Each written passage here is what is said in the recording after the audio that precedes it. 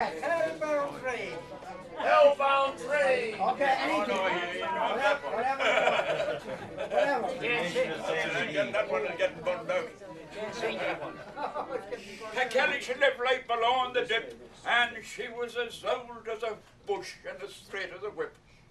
And she was the smallest wee creature that you had ever seen. And she was known all round as me bold Peggy.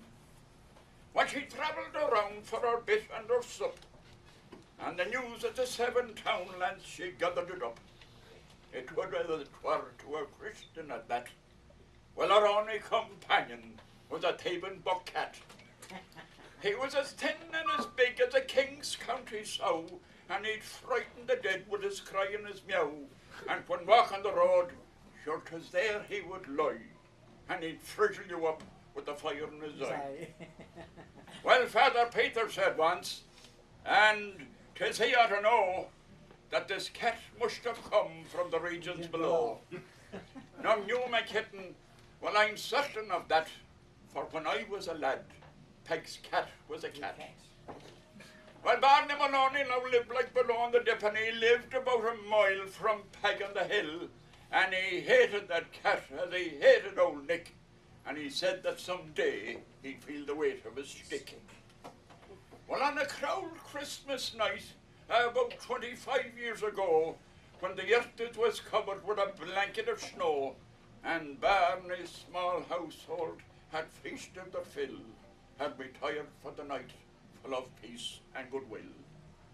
And just about midnight, the herdsmen now crept to the room now where Barney and his kind missus slept.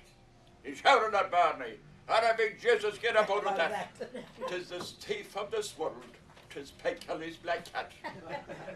Well, like a shot from a gun, Barney jumped from the bed, and the peace and goodwill from his heart quickly fled. For he knew that the turkey, the only half ate, was sitting unguarded below on a plate. Well, he seized the blackthorn, and his wife seized the broom, and himself and the herd tipsy-toed from the room. And there in the kitchen, looking wholesome and fat, from the turkey within him, Peg Kelly's black cat. Well, all three in amazement, the three of them stood, till at last Barney's anger burst forth like a flood. "Stuff the chimney," he shouted, "close the windows and doors, and before very long I'll have that cat stretched on the floor." Well, he then hit the table and he then hit the chair. The cat didn't worry, he wasn't there. He then hit the table, the teapot, the lot, the clock and the fiddle, and Roseanne's chamber pot.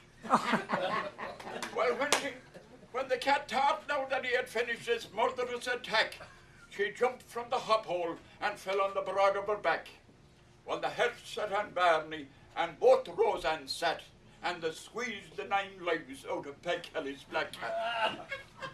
Well, 6 months after that, and as sure as you're there, as Barney was coming home late from a fair, he met in the boring the ghost of the cat, and they found him next morning with the hair through his hat. And 'tis many as the rambler that got a great fright of walking the roads going home late at night. So go home early now. Take a warning from that, or the ghost you'll be meeting will be Peg Kelly's black cat.